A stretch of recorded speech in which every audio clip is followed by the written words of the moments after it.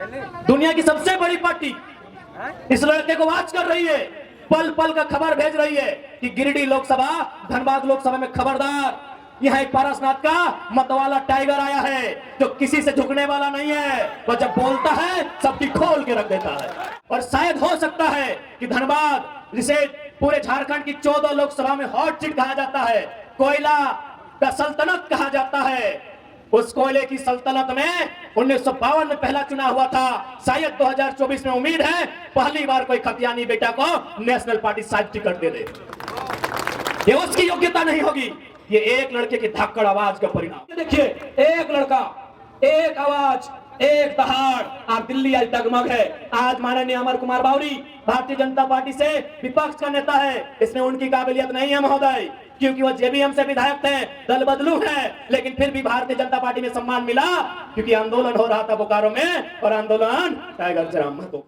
गिरिडीह लोकसभा के गिरिडीह में खड़ा होकर ये वचन देते हैं, अगर हम लोग एमपी जीतते हैं तो एक ट्रस्ट बनेगा और जो एमपी का सैलरी होगा 2,91,000, 25% रखेंगे भाई हम लोग, कोई पॉइंट पुरता, बाकी उस ट्रस्ट के माध्यम से गिरिडीह लोकसभा को जाएगा। लोकसभा के स्पीकर के सामने, माननीय प्रधानमंत्री जो उस समय होंगे उनके सामने हम सीधा सवाल करेंगे कि यदि कोयला के 4 यूनिट झारखंड में है तो हेडक्वार्टर कलकत्ता में क्या कर रहा है? चलिए झारखंड लेके आइए। और बदले में आपने क्या दिया? एफआईआर दिया है, नक्सली बनाने की धमकी देते हैं। तो कसम से याद रखिएगा, मरना तो सबको है, पागल मत कीजिएगा, न तो जिस दिन पगला गए ना,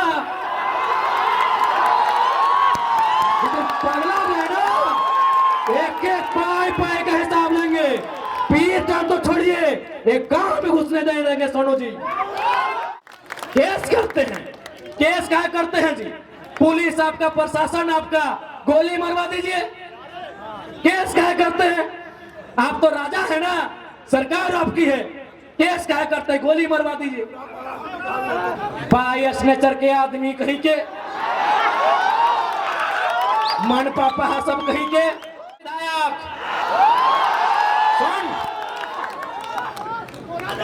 कनवा में कड़वा ना है, फेंड्रिक तेल लगाए के सुन। और ऐसे भी सबसे ज्यादा भाषण हमारे तो ही सुनने हैं, नुकाए नुकाए सुनने हैं, बिना फॉलो करके, बिना सब्सक्राइब करके सुनने हैं। एगो टाइगर आए अभी देखना, अब तो रिजवान नबी की काल नहीं, हरे राम हरे हरे, तो हर घर से अभी टाइगर अब थे, एखने कभी पेटवे दर्द है, कसम से 4-5 को टाइगर निकाल गए, पता नहीं एखने की रोग धर, ठंडा मैदान नहीं मिलतो।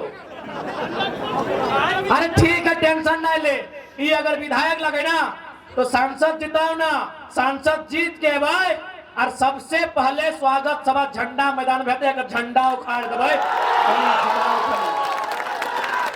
झंडा मैदान बपोती बुझला है ना, एमपी चुनाव जीते, अगर जीत के लियो तो प्रॉमिस हो, अगर जीत लियो तो प्रॉमिस हो, झंडा मैदानी नहीं देना। एमपी बनल बाद कभी विधायक लगे निचुरो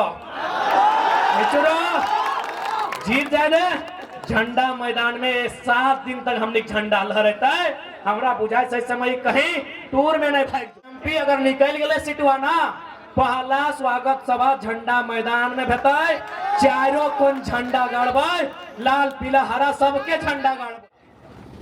ये तकलीफ की बात है कि झारखंड के साथ इतना दुराचार होता है, इसलिए आज उन दुराचार को रोकने के लिए, झारखंड में सदाचार को बहाल करने के लिए, कदाचार को मिटाने के लिए आज झारखंड के जनमानस को, झारखंड की युवा पीढ़ी को, राजनीतिक महत्व को, राजनीतिक समझ को आपके अंदर एक चेतना बनाकर जागृत करना होगा, क्योंकि राजनीति से ही देश चलता है, राजनीति से ही राज्य चलता है, राजनीति से दूर भाग के आप विकास उन्नति की बात नहीं कर सकते। आज बताइए, अन्याय ही है। इसी बिहार प्रदेश में एक विधेयक आता है, उस विधेयक का नाम होता है 75% आरक्षण। माननीय राज्यपाल बिहार के उसे स्वीकार कर लेते हैं। इसी झारखंड में और एक विधेयक आता है, सेम टू सेम, वहां 75 था, यहाँ 77 था। राज्यपाल वहां स्वीकार करते हैं, झारखंड में अस्वीकार करते हैं। ये झारखंड की तस्वीर है। झारखंड में राज्यपाल भी देखिए क्या काम कर रहे हैं, राज्यपाल भी देखिए किस कदर बायस्ड होकर काम कर रहे हैं। राज्यपाल जो एक महामहिम का उत्तराधिकारी कहा जाता है, राष्ट्रपति महोदया का उत्तराधिकारी राज्यपाल को कहा जाता है, आज बताइए वे भी क्या काम कर रहे हैं। यही बिहार में स्वीकार और झारखंड में दरकिनार, ये झारखंड की राजनीति है। बताइए आप। इसलिए आज इस बात को समझना होगा, बिहार में क्यों पारित हुआ पता है? बिहार में 243 विधायक बैठते हैं, 243 के 243 कट्टर बिहारी हैं। बहुत खुशी की बात है, क्योंकि ये लड़ाई झारखंडी बिहारी, झारखंडी बंगाली की नहीं है। बिहार में ये पारित हुआ, बिहार में 243 विधायक कट्टर बिहार के निवासी हैं। यहाँ झारखंड में आधे गैर झारखंडी हैं और आधे अगर झारखंडी भी हैं तो माटी के प्रति ना उनका प्रेम है, न समर्पण है, केवल लूटने की मनसा है। इसलिए यहाँ कोई विधायक ठीक से पारित तक नहीं होता। इसलिए आज तमाम नौजवानों को इस राजनीति को बदलना होगा और विश्वास कीजिए, विश्वास कीजिए, जिस दिन नौजवान आई हेट पॉलिटिक्स नहीं, आई लव पॉलिटिक्स कहेंगे, कसम से बदलाव होगा। आज एक वो लड़का, साधारण सा लड़का, 2 साल पहले जिसको कोई जानता नहीं था, आज राजनीति में ईमानदारी पूर्वक आया है, समर्पित भाव से आया है और संविधान को पढ़ के आया है। इतना ताकतवर बना है कि गिरिडीह और धनबाद में लोग हिम्मत नहीं कर रहे कैंडिडेट कौन होगा।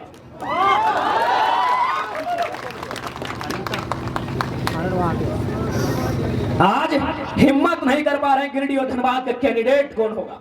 एक लड़का, एक 29 साल का लड़का आज दुनिया की, इस विश्व की सबसे बड़ी पार्टी को सोचने पे मजबूर किया है। सोचिए, एक की जगह जिस दिन 1000 नौजवान ऐसे आएंगे, क्या बदलाव राज्य में हो सकता है। सोच के देखिए, एक लड़का, एक आवाज, एक दहाड़। आप दिल्ली आज डगमग है। आज माननीय अमर कुमार बावरी भारतीय जनता पार्टी से विपक्ष का नेता है, इसमें उनकी काबिलियत नहीं है महोदय, क्योंकि वो जेबीएम से विधायक थे, दल बदलू है, लेकिन फिर भी भारतीय जनता पार्टी में सम्मान मिला, क्योंकि आंदोलन हो रहा था बोकारो में और आंदोलन टाइगर जयराम महतो कर रहा था। यही मांडू के विधायक माननीय श्री जयप्रकाश भाई पटेल आज विपक्ष के सचेतक बने हैं, ये भी दल बदलू है, झारखंड मुक्ति मोर्चा से बीजेपी में गए हैं। ये सम्मान उनकी योग्यता पे नहीं मिला है। देखा कि कौन लड़का है, नारे करे घरवा के लग रहे जाट भैया, चलिए ऊपर उठाइए, एक को ऊपर उठाइए, अगला को दबाना है। तो ये 2 साल का रिपोर्ट कार्ड है आपके सामने। एक महोदय गए रामगढ़ से सांसद राज्यसभा, बुढ़ारी उम्र में गए हैं।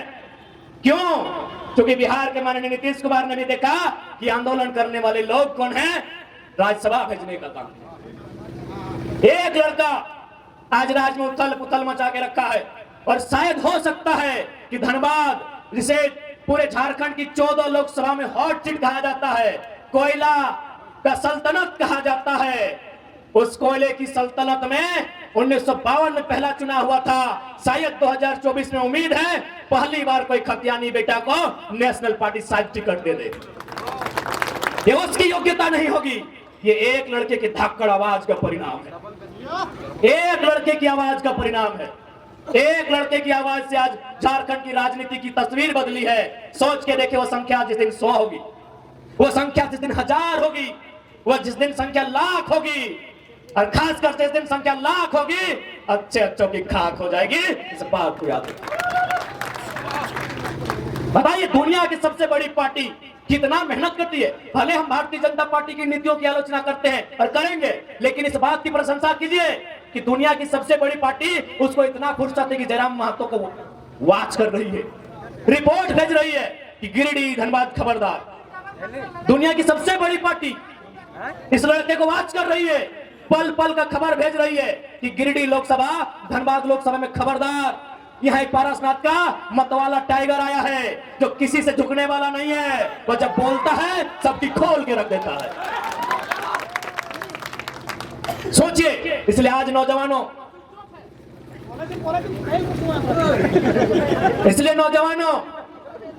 मैं आपसे आग्रह करूंगा, राजनीति को समझिए। इसलिए आप लोग राजनीति को समझिए। राजनीति को नहीं समझेंगे तो हमारा हाल क्या होगा। बहाली आप देखे ना, जनरल कोटा में 61 बहाली था, 61 बहाली था ना, जनरल कोटा में शिक्षकों की थे ना, जेई, सॉरी माफ कीजिएगा, जेई में 61 बहाली था। आपको जानकारी होना चाहिए 39 यूपी बिहार राजस्थान के लोग ले गए, आपके हिस्से में 22 आया। और कसम से बोलते हैं उस 22 में भी बहुत सारा बिहार का लोग झारखंडी बना है। अरे ये तो मालूम हुआ कि अभी उसका मूल पता क्या है। बताइए आपके हिस्से में क्या आ रहा है, आप ही बताइए। पढ़ने लिखने वाले नौजवान, गिरिडीह, हजारीबाग, धनबाद, ये पढ़ा लिखा क्षेत्र है, पढ़ाई लिखाई में कोई कमी नहीं है। लेकिन देखिए आपके हिस्से को कहां बेचा जा रहा है। हम वोट बेचते हैं, वो हमारी नौकरियों को बेचते हैं। 27 लाख में पेपर लीक हुआ, मालूम होगा आपको। सीजीएल की परीक्षा आप भी दिए थे, नौजवान यहां बैठे हैं। यहां वो लगता है दर्जनों नौजवान हैं जो सीजीएल की परीक्षा में बैठे हैं। बताइए कितना अन्याय इस राज्य के साथ होता है। आप सोच के देखिए क्या अन्याय इस राज्य के साथ होता है। आइए सीधा बैठिए। और हमारे बहुत सारे अतिथिगण आए हैं, रामगढ़ से, बगोदर से, मनोज दा भी आए हैं, रवि जी भी आए हैं। आप लोग मंचासीन होंगे तो सोच के देखिए क्या व्यथा है झारखंड। क्योंकि मेरी आवाज इस ग्राउंड के अलावे चारों ओर जा रही है, वहां शायद अन्य राज्यों के लोग रहते हैं, खासकर बिहार बंगाल के लोग जरूर रहते हैं, उत्तर प्रदेश उड़ीसा के लोग भी रहते हैं। मैं स्पष्ट कहना चाहूंगा, बिहार को हम बड़ा भाई मानते हैं, बंगाल भी हमारा बड़ा भाई है, उड़ीसा भी हमारा बड़ा भाई है। 1912 में बिहार अलग हुआ, 1936 में उड़ीसा अलग हुआ, 2000 में झारखंड अलग हुआ। भैया जब 1912 में बिहार अलग हुआ, बंगाल वालों ने आज तक बिहार में एक भी डाका नहीं डाला है। क्या आपके पास एक भी इतिहास है कि जब बंगाल प्रेसिडेंसी से सन 1912 में बिहार अलग हुआ, उसके बाद बंगाल के किसी मूल निवासी ने बिहार में कोई दखल अंदाजी किया हो? क्या आपके पास डाटा है? एक भी डाटा है? नहीं है, क्योंकि बंगाल ने बिहार को भाई मान के अपना हिस्सा अलग कर दिया। ठीक फिर बिहार से 1936 में उड़ीसा अलग हुआ, क्या बिहार के लोगों ने उड़ीसा में दखल अंदाजी किया है? नहीं किया है। लेकिन जैसे ही झारखंड अलग हुआ, सब लोग यहाँ टांग गड़ा के बैठे हैं। ये दुर्भाग्य का बात है। उस शहादत का हिसाब कौन लेगा?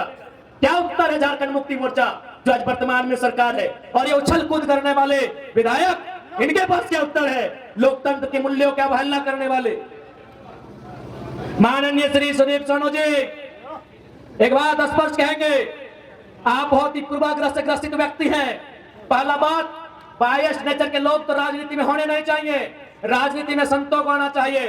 तो सामने बैठकर अगर आप गाली दें, वो स्वीकार करना जाने, ऐसे लोगों को राजनीति करनी चाहिए। आज आपने पीर टाण, सुनिए सोनू जी, जब गिरिडीह सदर ने आपको धुतकार दिया था, सुनिए झारखंड मुक्ति मोर्चा के नूनू सोनू जी, जब गिरिडीह सदर ने 2 बार हारे थे ना, गिरिडीह सदर में 2 बार पानी पानी हुए थे। यही निर्भय सदाबदी जो आपके साड़ू हैं, जिनके साथ आपका व्यापार चल रहा है, 2 बार उठा के पटका था, पानी पानी हो गए थे सोनू जी। तब पता है किसने आपको वोट देके जिताया था? पीर टाण की धरती ने, याद रखिएगा। अरे आपको गिरिडीह ने पूछा भी नहीं था। सुनिए सोनू जी, गिरिडीह ने आपको पूछा नहीं, आपको छूछा बनाया था गिरिडीह ने। आपको पीर टाण ने प्यार दिया, दुलार दिया, और बदले में आपने क्या दिया? एफआईआर दिया है। नक्सली बनाने की धमकी देते हैं तो कसम से याद रखिएगा, मरना तो सबको है, पागल मत कीजिएगा। जिस दिन पगला गए ना,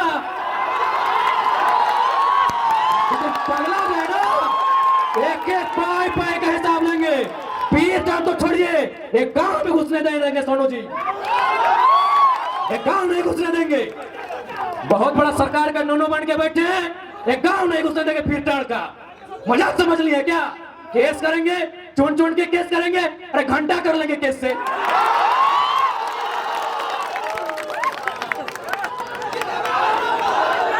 घंटा कीजिएगा केस करके।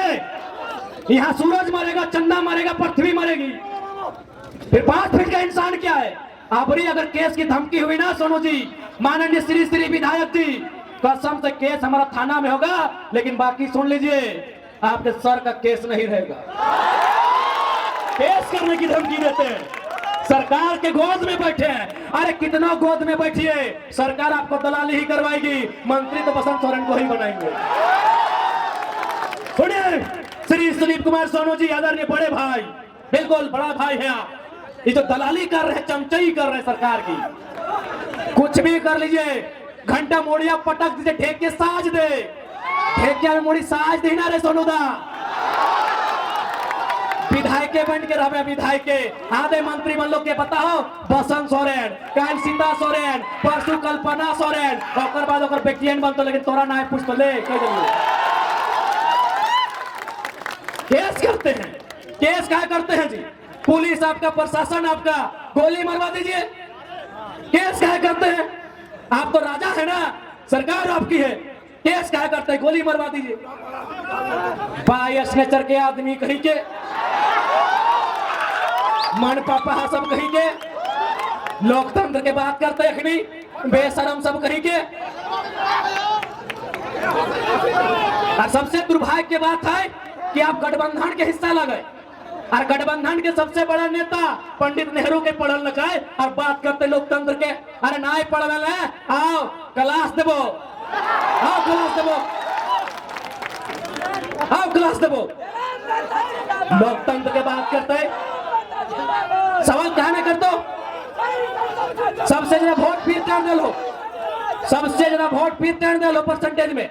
सवाल कतर पेट में दर्द हो गेलो, तखन की लगे घोर घोर भोटवा मांगे, तन भोटवा लिए मजा लगलो।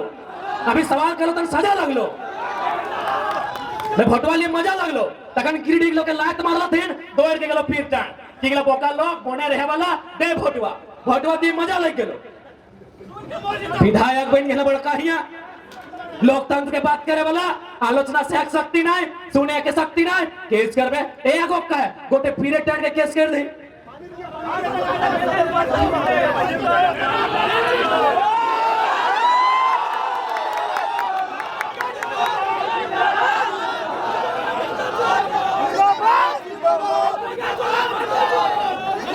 इसलिए सीधा संदेश देंगे विधायक जी,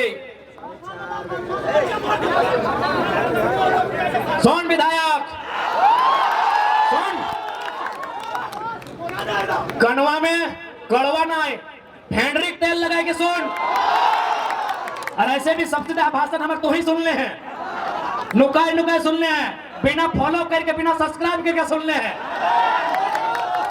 हाँ, बिना सब्सक्राइब बिना फॉलो करके सुनो, हमारा रिपोर्ट है रोज। आज तो एकदम पहले हम मुख्यमंत्री के हुआ सही थे, कहते छोड़े की कले दिखाओ, आज तो कसम से अगर हालत खराब है।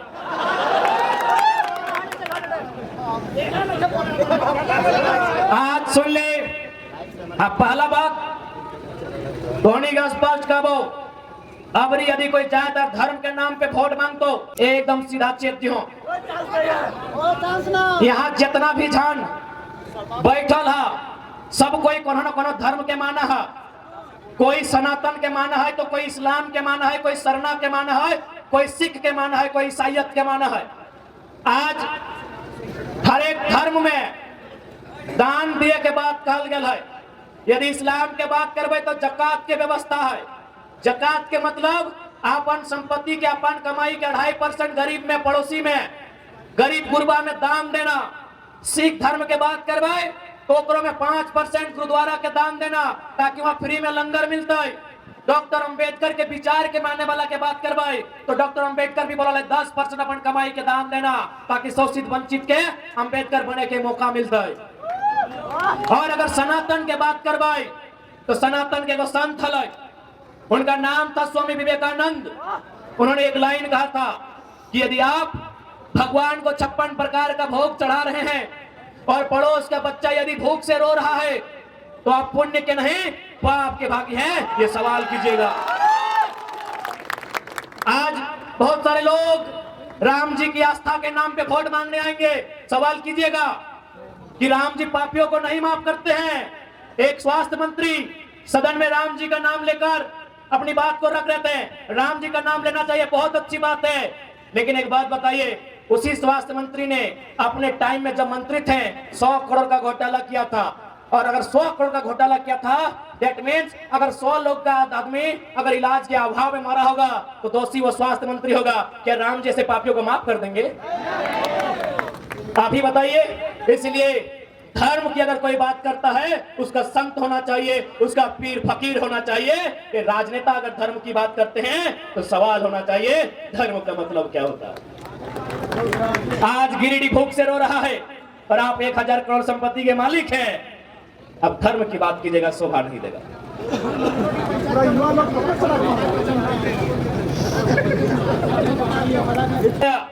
बताइए झारखंड और भारत के नौजवान कितने लाइन से हटे हुए लोग हैं। वे खुशी मना रहे हैं कि 74 करोड़ में आपको नचवा दिया मेरा भारत। लेकिन है नौजवानों, तुम्हें यह भी जानना होगा कि इसी भारत में 2000 में लगभग 81 लाख लोगों की जान गई है अस्पताल में। उसमें 36 लाख लोगों की जान इसलिए गई है कि इलाज का खर्चा नहीं था। और आप खुशी मना रहे कि 74 करोड़ में कोई नाच के चली गई। ये दुर्भाग्य है मेरे देश में, दुर्भाग्य। आंकड़े आपके मोबाइल में है, थाना वाले भैया आप लोग भी देख लीजिए। हम लोग फैक्ट की बात करते हैं। 2020 में 81 लाख लोगों का जान गया था इलाज नहीं होने के कारण, जिसमें 36 लाख मतलब प्रॉपर था। किसको अगर पैसा मिलता, इलाज होता, दवाई मिलता, उसका जान नहीं जाता। हे नौजवान, तुम इस बात की खुशी मना रहे हो कि रिहाना नाच के चली गई। तुम्हें जानना होगा उसने 74 करोड़ रुपया वसूला है। आज तुम बहुत गलत रास्ते में जा रहे हो नौजवानों। ये धर्म के नाम पर, ये जात के नाम पर, ये हिंदू मुसलमान इंडिया पाकिस्तान के नाम पर तुम्हें गलत रास्ते पर लेके जाया जा रहा है। जिस देश में 36 लाख, 36 नहीं नौजवानों, 36,000 नहीं, 36 लाख लोग इसलिए मर गए कि उनके पास इलाज का अभाव था। और उसी देश में 74 करोड़ कोई देश का अमीर आदमी डांस करने में लुटा देता है। ये भारत की तस्वीर नहीं होनी चाहिए, ये भारत की तस्वीर नहीं होनी चाहिए। इसलिए हे नौजवानों, इन दलाल नेताओं का साथ छोड़ो। हे नौजवानों, इन चाटुकार नेताओं का दामन त्यागो और तुम अपनी भीड़ में से एक नौजवान को फौलाद बनाकर सदन भेजो जो मुद्दों पर चर्चा कर सके। आप भगत सिंह को मानते हैं? कितने लोग हैं जो भगत सिंह को मानते हैं? हाथ खड़ा करें। सभी मानते हैं। ए पुलिस वाले दादा, आप भी मानते हैं? हाथ यहाँ तो खड़ा कीजिए ना। सभी लोग भगत सिंह को मानते हैं। पूरा भारत का युवा भगत सिंह को मानता है। मैं उनका एक बात कहना चाहूंगा, जिन्होंने अपनी जेल डायरी में फांसी से ठीक पहले लिखा था। जेल डायरी, भगत सिंह की जेल डायरी आज भी हम पढ़ते हैं। उस जेल डायरी में उन्होंने लिखा है कि कोई व्यक्ति इतना अमीर नहीं होना चाहिए कि दूसरे व्यक्ति को खरीद ले, और कोई व्यक्ति इतना गरीब भी नहीं होना चाहिए कि उसे अपने आप को बेचना पड़े। 74 करोड़ में अगर कोई नचवा रहा है, ये भगत सिंह का भारत नहीं है। नहीं करना है, नहीं है भगत सिंह का भारत। यदि ये भगत सिंह का भारत नहीं है तो भगत सिंह का भारत कैसा हो, ये चर्चा का विषय है। ये चर्चा करनी होगी। जहां हम चौक चौराहा में पान की दुकान में बैठते हैं, जब हम अपने कैरियर के, अपने पढ़ाई लिखाई के, अपने प्रेम की चर्चा करते हैं, हमें भगत सिंह के भी सपनों की चर्चा करनी चाहिए। ये नौजवानों का कर्तव्य बनता है। ये नौजवानों को मेरा संदेश है। हमें चर्चा करनी होगी, हमें समझना होगा कि भगत सिंह का भारत कैसा हो, गांधी का भारत कैसा हो, अंबेडकर का भारत कैसा हो, आजाद अशफाक उल्लाह खान और कलाम का भारत कैसा हो, ये हमें समझना होगा। मैंने कलाम का जिक्र किया, एक पंक्ति उन पर भी कहूंगा। इस देश के राष्ट्रपति हुआ करते थे डॉक्टर एपीजे अब्दुल कलाम। जब उनका देहांत हुआ, जब उन्होंने अपने शरीर को त्यागा, एक टीम उनके घर गई, यह जानने के लिए गई कि राष्ट्रपति ने अपना पूरा जीवन सादगी से बिताया है, मरने के बाद ये क्या क्या छोड़ के गए, कितना धन दौलत छोड़ के गए, कितना रुपया पैसा छोड़ के गए। एक team doctor APJ Abdul Kalam के घर गई, उनके घर की तलाशी ली गई। आपको बताना चाहेंगे, एक दो वो कमरा मिला 10 बाय 10, जिसको हम लोग वो चाली है वो भीतर बोलते हैं। एपीजे अब्दुल कलाम साहब की जब तलाशी ली गई, 2 कमरा मिला 10 बाय 10 का। उस कमरे में 2500 किताबें थी। उस कमरे में 2500 किताबें थी। 12 या 16 डॉक्टरेट की डिग्रियां थी जो उनको उपाधि में मिला था। डिग्रियां उपाधि में मिलती है, यानी 12 या 16 डॉक्टरेट की उपाधि थी जो डॉक्टर साहब को उपाधि में मिला था। शायद 3 या 4 फटे मोजे थे, शायद 4, क्योंकि जोड़ा में होता है, 4 फटे हुए मोजे थे, कुछ कमीज थी और कुछ पतलून थी। उसके अलावा 1 रुपए का ढेला तक नहीं मिला था। ऐसे राष्ट्रपति थे एपीजे अब्दुल कलाम।